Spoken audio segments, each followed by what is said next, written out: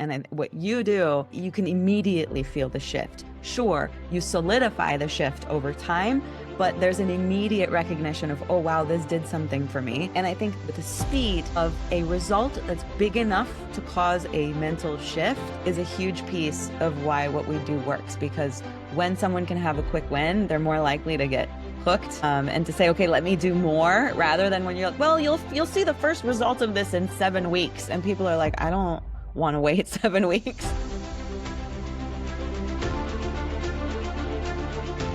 So welcome everybody to another episode of You Must Be Out of Your Mind. And as you know, I'm Dr. Don Wood, and I always bring on interesting guests that have some amazing stories to tell and insights and experiences that can help us all learn. And today is another great person that I'm excited to introduce you to, Nathania Stambouli. You can just tell by the smile already on her face, that's who she is. That doesn't change. That's her. So welcome, Nathania, to You Must Be Out of Your Mind. Well, thank you so much for having me, Dr. Wood. I'm super excited to be here. Well, we met at an event, James Wedmore's event, and you had an opportunity to hear a little bit about what we do and actually go through the program. So do you want to just share with us what you learned and what your experiences are through doing the TIPP program? Yeah, so I was very lucky. I got to work with you in 2 different capacities. The day that we met, I got to do a small mini session in front of the room, and that was really the first time that I had the experiential experience of what you do, and not just the intellectual one. And I've always been fascinated by how the mind is responsible for so much of what happens in the body. And it's been very clear to me for many years that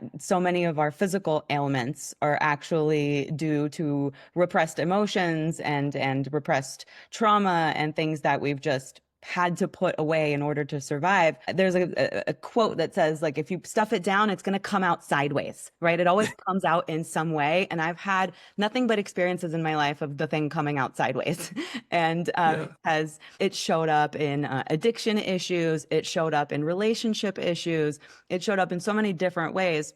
And so I've been on this journey of learning to listen to what the cues my body is giving me, and then trying to search for what is the underlying reason why my body is giving me this cue to begin with. And so hearing you speak about the mind-body connection and all the research that you've done, I was like, oh, this is a new angle for me to approach this. And I found it so incredibly fascinating how simple, I don't want to say easy, because it's taken you decades to develop your system, but the simplicity of it. And how you walk us through an exercise that utilizes different parts of the brain and also sort of puts a pin on the thought and gives you something else to focus on that just wipes the slate clean. And I've done so much talk therapy when you sit in a chair and you talk in circles around your problems and you leave and nothing really changes. And here you've devised a way to get around the brain and get to the unconscious part of the brain instead of letting the conscious part just spin in circles. And it's just been remarkable to see how the work has helped others through the stories that you've shown and the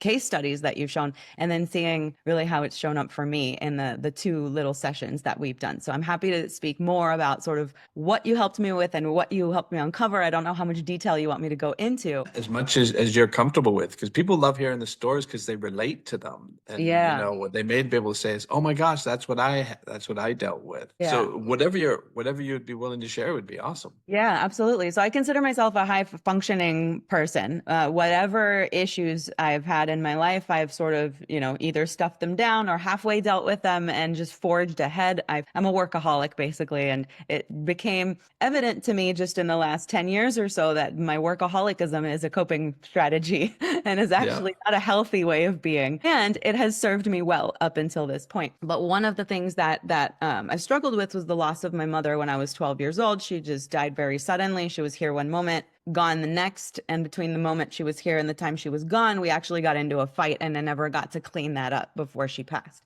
And so that had been looming over me my entire life. And you know how intellectually you know something? It's like, I know she didn't die angry at me. I know that all of that is water under the bridge. And the psyche holds on to what the psyche holds on to. And you can't convince it otherwise. And you had me do a really again, simple exercise that had me see the moment in question and look at it from different angles. And what's interesting is up until that point, whenever I thought about my mom and whenever I thought about that particular instance, it was instant waterworks. It's like there are a few things that can bring me to immediate tears in my life, even if I haven't thought about them in years. The moment I conjure them up in my mind, my tears just go. It's a visceral reaction that I can't stop. And up until that work with you in that room, that was one of those moments. If I replayed that, her walking out and saying, "You ungrateful child," and slamming the door, and then my dad waking me up in the morning to tell me your mother died last night. Like every time I replayed that, it was instant waterworks. And now, no, I can Right. tell the Amazing, story. right? I can be with the story. And like, sure, it's still sad, but it doesn't activate the same Activate. part of me that used to get activated. You're a good student. All the stuff you're talking about, you really paid attention. Yeah, and I love this stuff. And for me, like I'm legitimately trying to heal certain things. So naturally I'm going to pay attention if I think you have a solution for me, and a solution that's not going to take me a year, because there's things that can take a really long time, and I'm an impatient person, probably another coping mechanism, and I want it now. So just observing, and then I get to ask myself, okay, what are the actual things that are on my emotional plate that are actually running the show in my life? And as we sort of worked through that one, I was like, you know what? Like, while that was emotionally activating for me, was that actually holding me back from anything in my life? And I haven't answered that question yet. I'm still sitting with it. But when I came in and did a full day with you, we went after something else. We went after my money issues, because I'm an entrepreneur, and what tends to happen to entrepreneurs when they sort of find something that works and they start generating an income is now all of a sudden we come face to face with our relationship with money. My relationship with money used to be such that it's better for me to not earn any, because I know that once I earn it, I'm going to lose it all. Because I watched my father lose everything he ever built, and I saw what that did to our family and what that did to him and to me. And so in my mind, it was like, you just better not make any money because it's safer that way. But when an entrepreneur like has that running the show, it's better to not make any money. That's going right up against the goal of creating revenue in your business. Yeah. So that was one way I was rubbing up against it. I somehow managed to break through a few years ago, it's dangerous to make money. I made the money, but then I was living with an underlying panic that it was all going to come crashing down constantly. Yep. And I saw that my setting goals and my setting milestones to reach in my business were not driven from a place of vision for what I want for my life. They were driven from a place of fear. Of I have to reach this number, because if I don't, it's all going to come crashing down. But if I hit this number, then it means it's not going to come crashing down. It's delusional. But I found myself chasing and chasing and chasing. And last year I set a goal of $2 million in my business that I didn't hit. And then I was faced with the question of why didn't I hit it? And it was, again, that fear running the show, because if I hit it, then the fall from grace is much higher. And now I have more people to disappoint because I have a team. And now to some degree, my family depends on the revenue that I'm generating. So I got to see all of that play out. And you took me back to, the instances in my childhood where I made up a story, and instances in my childhood where I was experiencing shame around not just losing the money that my dad had made, but also having money. There was a lot of shame around growing up in an environment where people were very middle class, and I was getting picked up from school in a Rolls Royce. And the shame of that, being better than my classmates, that was never something that I wanted to be, but the classmates would be like, "Oh, you're trying to be better than us. Look at you walking into a Rolls Royce." So like I like stacked on stories and like shame around money. And the work that we did together was really powerful. I discovered a lot of my resentment was towards my father, who really just did the best he could, who was and is living with his own set of trauma around money and what was passed down to him from generations prior. And I was holding this anger towards him that was misdirected because he was just doing the best he could. And I get to be the end of that story, right? I can't hold that on him. It gets to be me who rewrites that. So I let go of a lot of resentment, and I let go of a lot of anger towards my father, because it's pointless to hold that. I'm finding a lot more ease with it, in the sense that did one session of working on this completely eradicate my money story? Not yet. And I see a huge shift. Like I was it got to a point where my dad is now requiring financial support, and I was doing it with a chip on my shoulder. I was doing it, I set up that wire transfer every month going, this is not fair. Like you should have figured it out in such a way that it wouldn't be up to me to support you. And I'm like, okay, well that's not healthy for him to be receiving the money with that energy behind it. And it doesn't feel good for me. And the last two wire transfers since we worked together, I've sent them with love and with joy, Oh, knowing that he paid for everything my entire life. And how grateful am I that I'm in a position that I'm able to help him? And how awesome is it for him at age 81 that he should not have to worry about where he's going to get his living expenses, that they can just show up in his bank account, and the gratitude that surrounds that for me now. And that in and of itself is a huge, massive shift. that's a Right? huge shift. Yeah, because I knew that was a big thing with you. Yeah. Yeah. And not to say that, like, when he sends me a message about something money related, my initial is still like, "Argh." And then I'm like, wait, hold on. That's my old stuff. That's the Don't need code. it. That's the codes, right? So the Yeah. audios work on, right? Yes. As I was saying before we got started, part of your program involves a follow-up of a month-long audios to really seal in the work. And as I was sharing with you, that month-long commitment is where I'm the most challenged with myself in sticking to commitments, but I know there's still work for me to do there, and we'll solidify it when I do finish the whole program. But already, just even without the month-long audios, like the fact that I'm able to see it, catch it, and shift in the moment rather than playing out my anger and then thinking about it 3 hours later, I'm able to catch it in the moment. Really powerful. Yeah. Well, that's it's awesome, and that's why. So a lot of times, what happens is people do start to feel better right after the program, and it's like, oh, I think I'm good. I've done this, right? And the audios are really reinforcing the session and building new codes because, as you know, after going through the program, we have the trauma. And then we have the way we respond to the trauma, which I call codes. And those are habits and behaviors. And they came in over a period of time. And your mind uses habits and behaviors to create certainty because the number one fear for the human mind is uncertainty. So how does your mind and your brain protect you? It says, well, if you keep repeating something, it must be good. And so we will automatically take it over from the conscious mind and make it subconscious so you no longer have to think about it. We got it.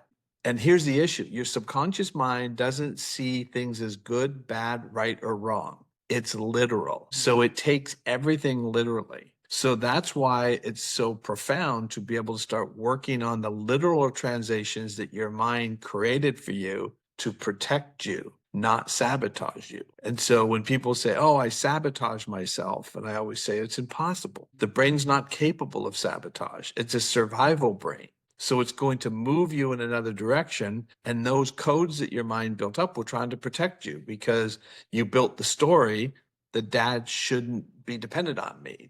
Dad messed up. He shouldn't have messed up. And so your mind was then using that code to protect you. Yeah, one other thing that's standing out for me is you give us something with which to replace the activation or trigger, for lack of a better word. I find myself in traffic, right? I'm a road rager, not because I'm angry at the world, but I go from 0 to 60 in a nanosecond, and then I think about it, right? So I'm like, what the hell's wrong? Oh, wait, hold on, relax. But I can't think before I freak out. I freak out first and think after. And I'm finding myself getting cut off in traffic or whatever, and finding that pause, but my brain is automatically going to my visual, my phrase, and my anchor. So you give us a mental picture, you give us, we choose it, but it's prompted by you, a phrase, like a mantra, and then a physical representation to sort of bring you back into the body. And that, I'm sure, gets really solidified over the 30 days. But even though I think I made it through 7 days, in those 7 days already, it was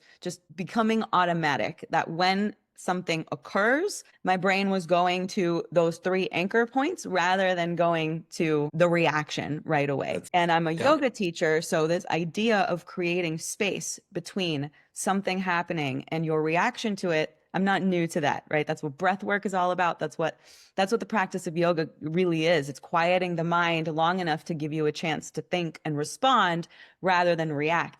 But your toolbox for that is completely different, right? So yoga teaches that breath or meditation can be that space. But you give us something physical to do that I think is even more applicable in the moment, because wherever you are, you can do your little hand gesture, you can come back to your mantra, you can visualize your little picture. And it's an amazing pattern interrupt. And that I will take with me for the rest of my life. It's become like my little best friend, right? I know I have this little trio of tools that's always there. And my partner's always like, what are you doing with your hands? I'm like, I'm doing my mantra. Just don't ignore my hands. I'm doing my thing. It's funny because I work with professional athletes. I like baseball players, golfers, and although I can't see them visually or I can't know what they're creating, I know their stuff, but I can always see the physical when they do their anchor, right? And so I'm watching, and nobody knows what they're doing, but I see it and I go, oh, You're there like, it oh, is. yeah. They're doing it.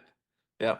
It's That's really got to cool be to watch. so satisfying when you're out in the world and you see your disciples doing your thing. So cool. That's so cool. But again, that's why the audios are designed to be repeating what's your symbol, statement, and anchor. And so what it's doing is training the brain, right, to go to that code. And that code is a safety code. Because remember, where we developed that is from a time when you were outdoors and you felt safe, you felt powerful, right? And we're recreating that through those tools. Yeah. And then your mind just adapts because our minds are designed to do this. And it can do it. We just have to train it. So once we get the trauma out, then we just keep training the brain. And it just sticks. And like I said, people have used it for years. They listen to the audios for years because after you've gone through the program, you can have lifetime access to that. And so there's a whole bunch of other audios. I don't know if you had a chance to check them all out, but there's walking audios, there's nature walks, there's all kinds of really cool stuff in there. Yeah. And I love that because it's not a one and done. Like maybe the biggest piece can be a one and done, but every single day we're a different person. Every single day we show up, we've picked up something from the day before. We're constantly filtering everything that happens through our filters, and those filters change over time. So I love that A, there's lifetime access, and B, that you just continue going back and re-solidifying and seeing things through a different lens and peeling back yet another layer.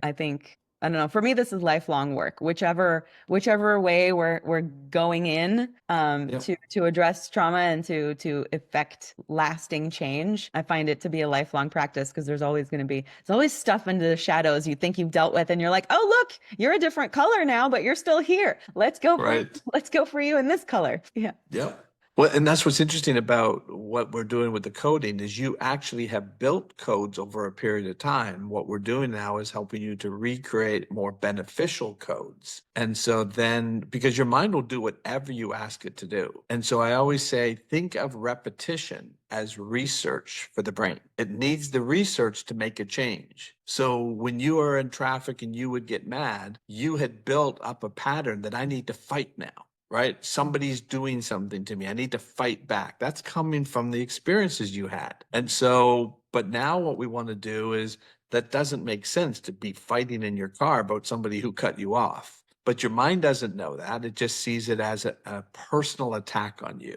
And that's the way your mind had filtered. So we have to reset it. And then your mind will say, well, how do you want to respond to this? I want to be calm, right? I want to take it in perspective. And your mind will do it, as long as it's literally being trained to do it different. And it will just follow it because it's never trying to hurt you. It's always trying to protect you. And inadvertently, what you didn't realize is your mind was trying to protect you because you sort of taught it that I need to fight. Mm-hmm. And anytime somebody does something to me, don't take it, attack. And then it translates into a car. It translates into all kinds of different areas that really don't need attacks. Yeah. Because anger is pretty useless in our society. It works really well in the animal world, and it worked really well thousands of years ago to protect us, but we really don't need to have that running in our system anymore. I mean, it's not very efficient. And so we still have all those primitive instincts the way we train our brain. So I love the fact that you're already seeing the changes and you're seeing the things. And, so I want to talk about you now and talk about what you're doing. So you've got the Yogi Flight School is what you call it, right? Yes, Yogi Flight School. It's an online program. It's yoga specifically, but within the yoga niche, I go even nichier. I teach people how to stand on their hands, on their heads, and upside down. The world of yoga is very vast for anyone listening who might not be familiar. And there's tons of different styles and types of yoga. But one of the more physically demanding styles tends to has poses that are inverted that appear. So handstands, headstands, and things like that. And not everybody has to do those things, but a lot of people want to and have a belief in their mind that they can't because they were never athletic as a child. They were never a gymnast. They think their body's too heavy or is somehow lacking. And my goal on this planet is to inspire people to step into their greatness and to believe in themselves. And what better playground to believe in yourself than taking something you think you can't do and then physically doing it, and the ramifications that that has for your sense of self-worth and your sense of self-confidence, and the risks that you allow yourself to take outside of the yoga room. It's all connected, right? How we do one thing is how we do everything. So I speak to people of all walks of life. I think our most seasoned ninja is 82 years old and learning how to stand upside down. There's truly no limit as long as the body is relatively healthy, and it's my greatest joy to just take something that seems impossible and teach it in a way that's approachable, possible, and links someone to what are the benefits of this out in the world for your life. Who cares if you can actually stand on your hands, but what do you have to overcome and who do you get to become in order to believe that you can? And that is what changes your life. And it's really fun. I love it. I love it. And this is one of the things, and when people are listening to this, it's no surprise that you're successful doing what you're doing. And as soon as I met you the very first time, I saw that energy. Regardless of the techniques you're teaching, you're bringing people in with your energy. And that's what makes them believe they can make the change. And so you've got an amazing energy. And I love that. And as the first time I met you, I sensed that, how quickly you were, right, showing people. And then when you get them standing on their heads instead their heads, it's not a surprise. They would follow you. They go, I trust this person. She's really interesting. Very cool. So how did you get into this? Like, what was the start of it all? Well, I was we can go back. My previous life, I was a marketing director for a wholesale company. Worked in a warehouse and an office with no windows. It was miserable. But I moved to the United States as a non-US citizen, so I was somewhat limited in my places of work because I had to be sponsored by an employer. So I was pretty much stuck where I was until I got a green card, which took 12 years. So I was stuck for a really long time. And then in 2015, I did a yoga teacher training just for my own personal. I wanted to learn more about yoga, and it completely, within 2 weeks, I was like, this is my calling. This is why I'm on this planet. I want to teach this to people. So I quit my job. I was like, sorry, guys, I'm going to figure this out. And immediately started teaching yoga in 2015. Ended up owning a yoga studio very soon after that. And in 2020, everything shut down with COVID. And I was like, uh-oh, I'm in Los Angeles with really expensive rent. I have this building that I can't use that I'm still supposed to be paying for. People are canceling their yoga studio memberships in droves because no one can come to the studio. So I was like, I got to figure something else out because I got bills to pay and this rent to cover. And so I was sort of at a choice point about what I was going to do. And I kind of went back to the drawing board and said, what is it about yoga that got me into the practice? And what is it that had me want to teach? And for me, what got me into the practice was, if I'm honest, looking at people next to me doing incredible things with their bodies and going, I want to do that. I got into yoga for what I now call the wrong reasons, wanting to do the party tricks. And I discovered the beauty and life-changing nature of the practice through there. So now I'm like, who cares if people are inspired to try yoga because of the party tricks? I don't care about their way in. As long as people find the practice and are moved by it, we all win. So it doesn't matter which way you get in. So I was like, okay, I'm really passionate about arm balances and handstands. Is there something here for me to teach? And so I tested it out. I said, let me just do a little thing on Zoom for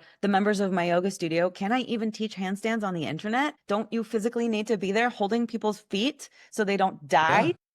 Yeah, you would think. Yeah. So I needed to prove that this could be done online. And it turns out that one of my biggest gifts is taking a complicated thing and breaking it down into the smallest steps and making it so anyone can understand how to do it. And so I was like, well, let me lean into that little gift of mine. And after we did 8 weeks, and almost everybody who showed up got the results, meaning at the end of 8 weeks, they could do all kinds of arm balances, and I never touched them, and we were never in the same room together. And as soon as that ended, I was like, ooh, I'm onto something. And then I met James, where we met at his mastermind, and I signed up for his business program that taught me how to create an online business. I didn't know what I was doing. And I put this out to the whole world. It's September of 2020. And my first 37 people paid me money to learn how to stand on their hands, strangers from the internet.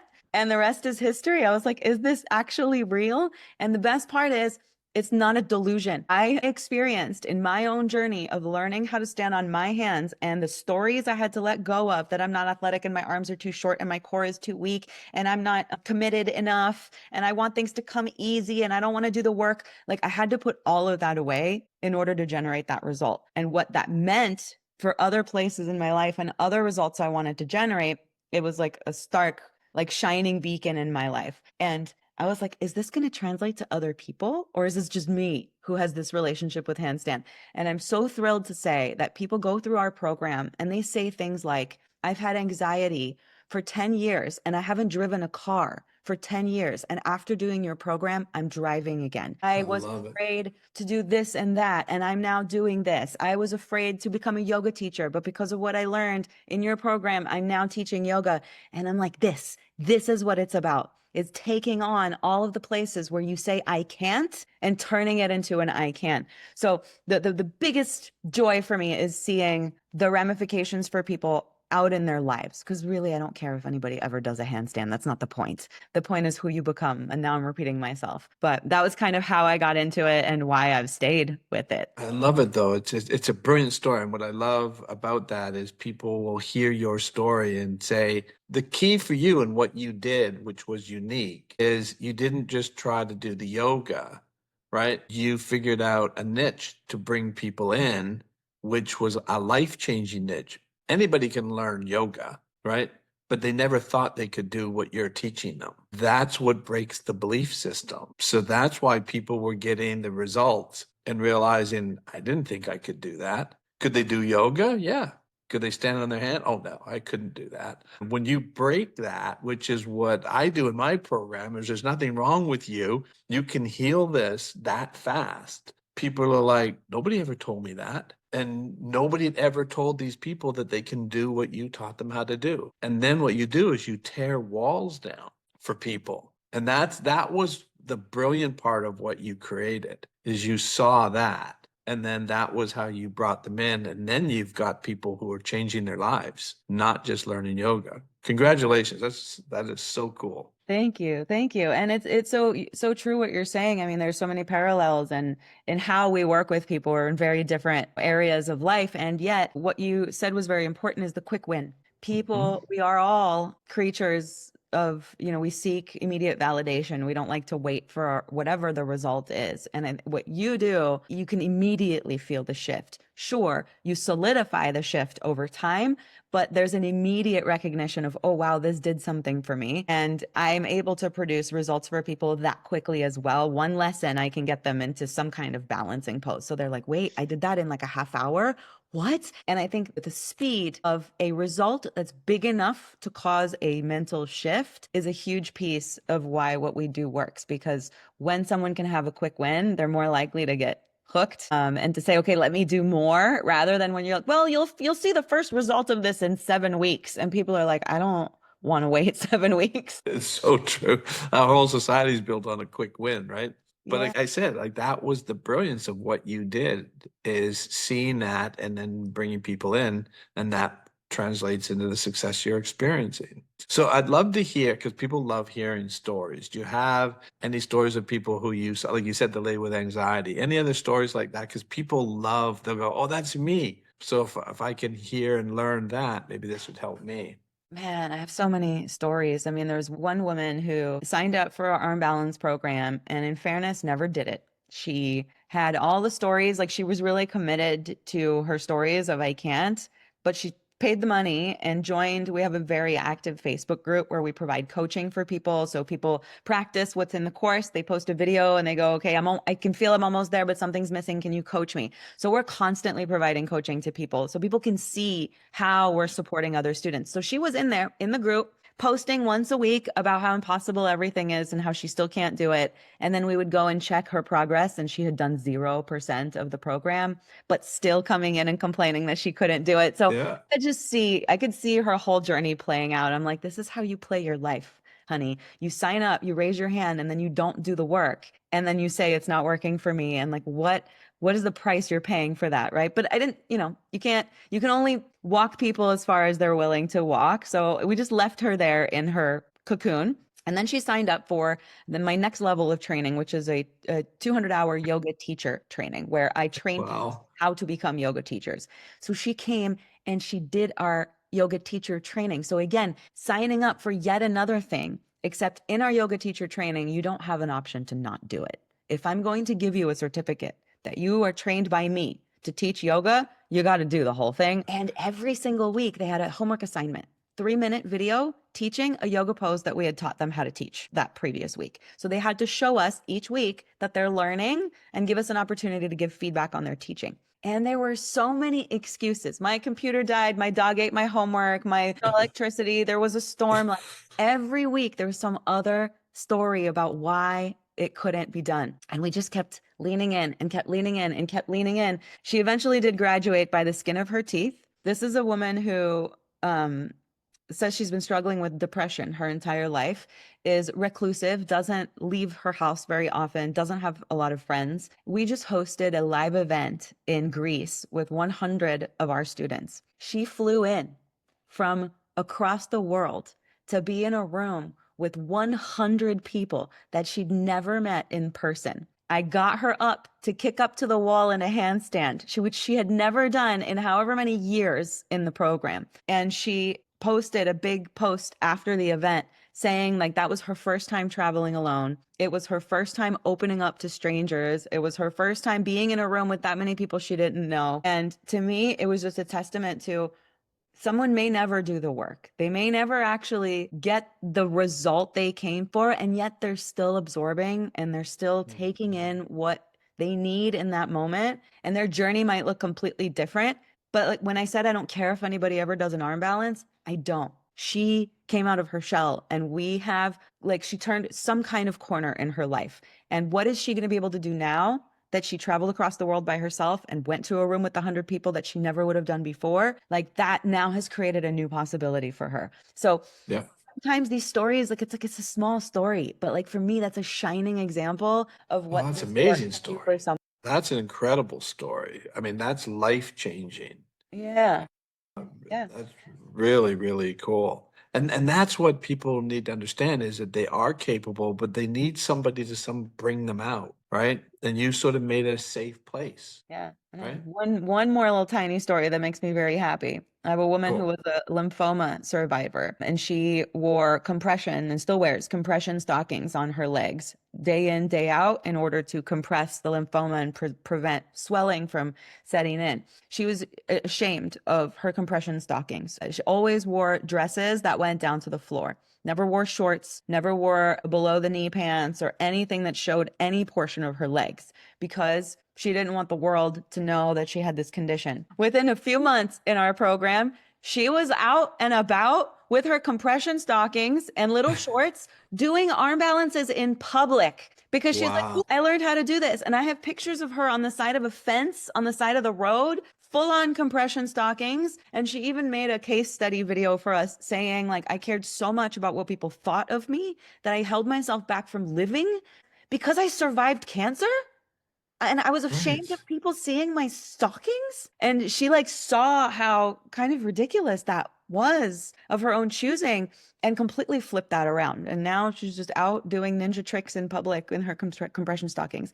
That's life changing. It is. And that's what I love about, again, what you're doing. But you found the way to get in, right? Which is that door that they can get through and start changing their belief system, because so many people get stuck in this belief system, and it's coming from experiences in their life. And then people will say, oh, I sabotage myself. No, she's not. Her mind's protecting her because in her mind, if people see that, they're going to judge her. There's all this shame about it. And yet, once she realized that people will actually relate to her story, like, oh my gosh, that's amazing that you could do that, right? Maybe that inspired somebody else to do that. And I had one lady, she was a coach, did women's retreats, worked with all of them. And so when I talked to her, she says, I feel like an imposter. And I said, so where's that coming from? She says, I've had all kinds of trauma. She says, but I never share it. So she says, I know I'm a good coach. I really help these women and we do these retreats and people feel really good after the retreats. So she says, I know I'm good. She says, but I'm afraid that if I start sharing my trauma,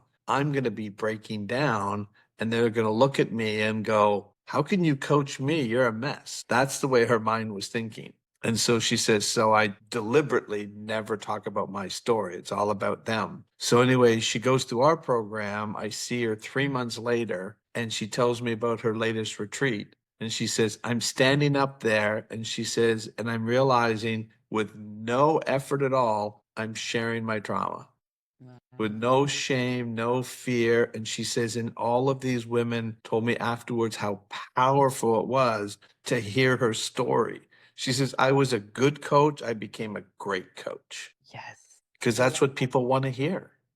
They want to Yes. hear those stories, like those 2 stories that you just told. Somebody's going to say, oh my gosh, that's me. Yeah, I hide, right? I hide because I'm ashamed of what happened to me. Why are you ashamed? Right? That's a belief that you put into your mind. So those are phenomenal. I love that. So I love the stories. And like I said, you've got tons of them. I've got tons of them of things that we've seen changing people's lives. So when you do this and you work with these people, what are you seeing people come in with? Like, what are the kinds of things that they're drawn to what you're doing? Like, how are you seeing them show up? I think what draws people in is a desire to feel powerful and free in a sense, because there's something about being able to handle your body in that way that's like, if I can do that, I can do anything, right? So I think there's this aspirational idea of confidence and freedom that people are looking for. And when they first show up, they show up with all their limiting beliefs, right? So it's like, here's my backpack of all the reasons why I gave you money, but I'm still going to try to prove that this is not possible. And then very quickly, it's fun to watch people go, but nobody ever told me that before. Oh, wait, but nobody's ever explained it this way. This makes perfect sense. When you tell it to me like this, well, of course I'm going to be able to do this. So it's fun to watch people show up with their walls and their limiting beliefs and then slowly take them off one at a time and start to realize just how capable they are. So it's really just watching the walls come down one at a time. And some people will fight tooth and nail for their walls and will push back. And they don't like us very much because Challenge them.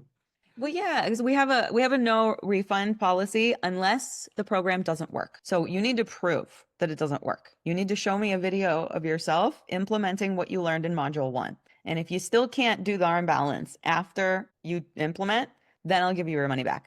I do that because if they implement module 1, they'll have the arm balance. Like if they have arms, they will balance on them. Like there's no 2 ways about it. And people will fight tooth and nail to not show me a video because they're just more committed to the story than they are to the result. And sometimes I kind of bump up against myself. I'm like, well, I'm a yoga teacher. And if I practice what I preach, I should just give people their money back and send them on their way lovingly. And I don't do that because I want to hold people to their greatness. And if as soon as somebody hits a wall, they go, I can't, give me my money back, I am playing into their belief. And I'm saying, you're right. You can't. Here's your money back. The truth is, if they believe they can't, they're right. And I will stand for them until I'm blue in the face for them to see that they can. And sometimes people just walk away angry. And other times they're like, you know what, if you're taking a stand for me, I should take a stand for myself. And they'll come back a month later and be like, you were right. So we do see a lot of that, the wiggliness of people when they choose to do something that is going to be for their greatest good, but requires some effort. We see the wiggliness in human nature. And then it's really fun to just see them land back in, oh no, like this, I've got this. So we have like the kind of the gamut of the human experience there. It's interesting because we had a lady, she'd come in, she had panic attacks. She had a lot of different things that she was dealing with. And she had some trauma and some recent trauma. And we're so committed to help people. If they keep on trying, we'll keep on working with them, right? So she kept on saying, I'm feeling really good. And then she'd come back and go, I don't feel good now. And it's like, okay, so all her scans were showing up that she was feeling better, but the belief that I can't get better, right? And so she's on all these different medications. We're saying we need to wean you down off of that. If you can get off of that, I don't know if I can get off of that. And so those are all the things that we're building in. And even though her daughter was coming in saying she's really different, like she's definitely different. She's still experiencing some things, but there's a huge improvement. But she just doesn't want to get off her medication. She's afraid to get off of them and all of that. So Kirk, who you met, who's our clinical director, right? He said to me, he says, what do I do? He said, what advice are you going to give me to sort of help her? And I said, tell her we're letting her go. I said, we can't help her anymore, right? She's not following what we're asking her to do. We can't help her anymore. She wasn't asking for a refund or anything, right? And so he goes, are you sure? And I said, it'll work. I said, that's just the psychology of it. And so anyway, and she was like, I mean, I can't come in anymore. And he's going, no, I think we've sort of run the course here. We've sort of exhausted everything, right? She's off of all her meds. She's doing better. And now she's coming in actually today, right? And feeling really good. I don't know if you ever remember the story. There's a parable about that. Is this young boy is trying, the family farmers, and he's trying to get this cow to get into the barn, and he's pushing and pushing, he's pulling. The cow's just digging in, won't go into the barn, right? And so he's exhausted, and the grandfather comes up and says, what's the problem? He says, this cow refuses to go into the barn. And he says, oh, this is a really simple problem to fix. And he says, what are you going to do? He goes behind the cow and tries to pull the cow out, and the cow runs into the barn. The opposite, right? And that's the parable. Sometimes you have to pull in the other direction to get them to go in the direction that you want them to go into. Human psychology is fascinating. Isn't it? We all know this. We all know reverse psychology is a thing, and yet our mind still tries to function Yep. that way. Yeah. But sometimes that's, it's a rare kind of situation, but you have to sort of look at each one. And like we have that 5 or 10% of people that you have to sort of adapt a little bit, because our program works for like 90% of the people, but there's always some people who will have some difficulty. They'll say, I can't visualize. I'm like, that's sort of tough. And Yeah. so we have to do something else. So I have one technique that I used, a guy who had really struggled. He had a car accident with his 9-year-old son. He actually was a sheriff's deputy. And he rolled his car, couldn't go to work, was on disability, was really struggling. And so he said, I tried all different kinds. I've been at a therapist, nothing has worked. And so the technique that I used with him is I said, let's go outside. And he said, what are we going to do? And I said, we're going to go outside. And I'm going to take you through a technique. I want you to close your eyes. And there was a whole bunch of cars and, all the different things in the parking lot, all the obstacles. And I said, I want you to tell me about the accident as I walk you around with your eyes closed. I'm going to guide you. So he has no idea what he's going to run into because he can't open up his eyes, but he's got to tell me the story as I'm walking and guiding him and moving him. And so the idea was his accident was a movement where he felt like he wasn't safe, didn't have control. And so I guided him. And then that feeling of safety came through, right? That he did everything that he could have done for his son. The car got into a roll, and there's nothing you could do about that, right? That's just going to happen. And so what was really interesting is he was so bad. It was a chiropractor who actually had asked him to come in, and she says, he can't even come to you. She says, when he comes to see me, he can't sign any papers. His hands shake so badly. He can't even sign things. And so afterwards, within literally a few weeks, he was back at work. Yeah. He just had to process that memory and he was stuck. And so he says, I just can't see it. I can't visualize it. So I created the feeling of movement and being out of control. But in actual fact, he had somebody helping him. And that was what he needed. That's amazing. What's your process for coming up with stuff like that? So here you had this gentleman in front of you that couldn't do what you were asking him to do. Is that something at this point in your career that you can pivot on the spot? Or is this something that you go home and you're in the shower and you go, ooh, I know how to help him? How are you with coming up with like contingency plans like that? I'm fascinated. Sometimes it's right on the spot. And so the one that where I came up with that idea is, I don't know if you saw the story about Rebecca Gregory, the Boston Marathon bombing Yes. Oh my survivor. God. Yes. So her son was actually at her feet. So the bomb hit her from behind, but her 5-year-old son was sitting with her on the curb. So she took the brunt of the blast. Luckily, he didn't get hit by the shrapnel. She took it. But the big problem is that she was unconscious and he got separated from her. She got separated from him. So there was all of that. When Rebecca went through the program, she said this was life-changing. Our testimonial on how it got rid of her post-traumatic stress and nightmares. She says, do you think we should try this for my son? Because now he's 10, right? So it's like almost 11. And so she says, he seems to be fine. She goes, I don't think there's any issues, but I think maybe we should check and see. And so I said, okay, let's sit down with him and we'll see. So we actually have this recorded and he's sitting with his mom and I start asking him about it. He totally falls apart. He'd been protecting her. Because what he said earlier is he goes, my mom's afraid to leave the house. So he was seeing before how she was struggling and he was trying to protect his mom by looking like he was fine, but he was holding. Oh my gosh. And so instantly what came to my mind is they got separated and his mom wasn't there. So I took him out into the parking lot. And I said, your mom is going to walk with you and with your eyes closed, she's going to steer you through all of these tables and chairs and cars and everything. And you're going to tell me what happened in the story. But the idea is my mom's got me. And so it was recreating the scene where he couldn't find his mom. Now his mom is actually there. And it was, I mean, you see his reaction afterwards. And then Rebecca and her husband were talking afterwards saying on the way home, he's singing, laughing. It was just cleared like that for him. So that's where I came up with that technique. It was sort of on the spot. I said, he's got all kinds of movement around him as a 5-year-old and he hasn't been able to sort it. So we sort of sorted it, but his mom, right, took him through it. Wow. I'm so glad she had the wherewithal to say, let's just check him, because gone unchecked, that could have come out sideways 10 years It would later. have come out. It would have come out somewhere. Another gentleman who crashed his private plane in a lake with his 9-year-old daughter. She was knocked unconscious. Luckily, he stayed conscious. Otherwise, they would have drowned.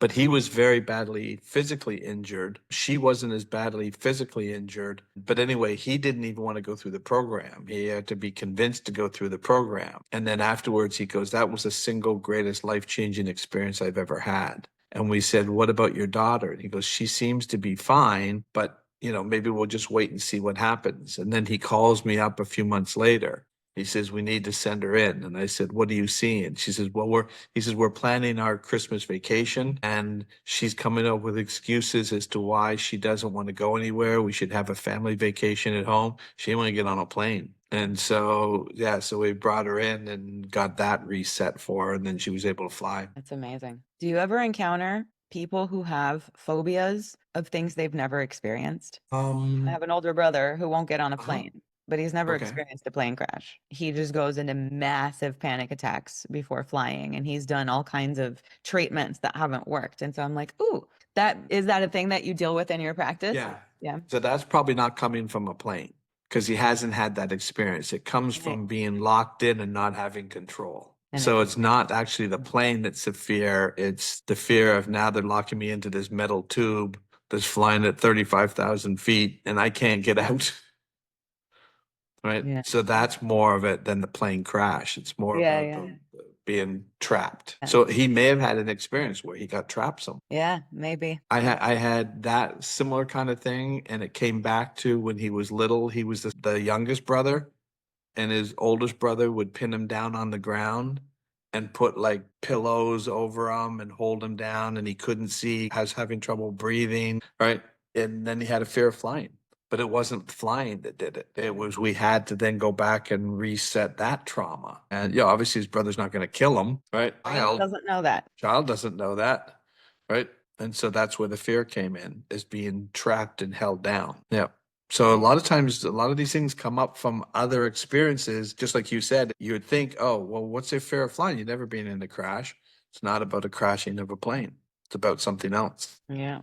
Fascinating. Because our mind's looking for similar and same situations all the time, because that's how it protects us. Does that look like, sound like, smell like something I've experienced before? And then it's going to go into a protection mode. And getting on a plane sounds like or feels like something he'd experienced that was unresolved. Fascinating. Speaking of which, on a sort of different note, but also sort of related, one thing I didn't expect out of our work together, but that sort of seems to have happened, is a significant reduction in anxiety. I'm a person who has walked around with anxiety for the vast majority of my life, and I only really knew it was gone after it was gone. Like I knew it was there after it was gone because I'd been living with it so long that it didn't. It was just like, yeah, this is how I feel all the time. I have this knot in my stomach and I'm waiting for something horrible to happen. Like this is not how everybody lives. That's exactly what we're talking about.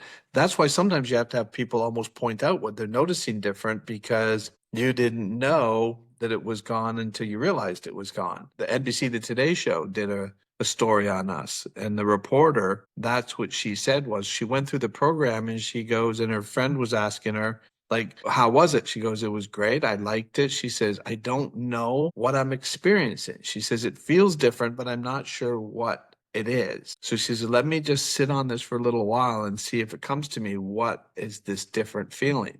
And then she called up her friend. She goes, I just figured it out. She says, I was in my boss's office going over the show. And she goes, and all of a sudden I went, oh my God, I'm not anxious. And I'm always anxious when I'm with him. But she didn't know it was gone until she got into a situation. Though she went, that's what I'm feeling. Yeah. Just like you That's explained. That's a perfect explanation. Yeah. That's really cool. Like I always systematically have anxiety right before leaving to come home from a trip. Cannot tell you why, but I'm always acutely aware of it when it's time to leave whatever location and come back to real life. Even if I was over there working or whatever. I've just been on a 3-week long trip with multiple coming backs in between. None of that. None of that. That's been like the truth of my travel life forever.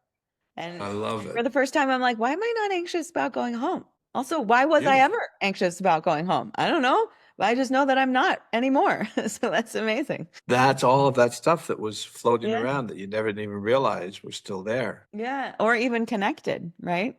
It's like Yeah. some stuff we have that's connected and we don't know how or when it got connected, but we can disconnect it. That's it. Another story with a guy who had 45 years of panic attacks. We got rid of the panic attacks. He was totally excited about that. And then he calls me a few months later and he says, I got to share something with you. He said, the other day, my son couldn't find his headphones and he was upstairs and he was yelling and mad because he couldn't find his headphones. And so he says, I walked upstairs, he says, and I went into his room and he says, we eventually found his headphones. And he says, and I come back downstairs. And when I walk in the kitchen, my wife gets up and hugs me. And he goes, oh, well, that's nice. Why are you hugging me? She says, because of how you handled that. And he goes, what do you mean? She says, when I heard him yelling and I heard your footsteps going up the stairs, sat here with my head in my hands going, oh, this is going to be nasty. And she said, I hear him yelling and I hear you calmly going, well, what about over here? Have you checked over here? That's not how he would have done it before. They would have gotten into a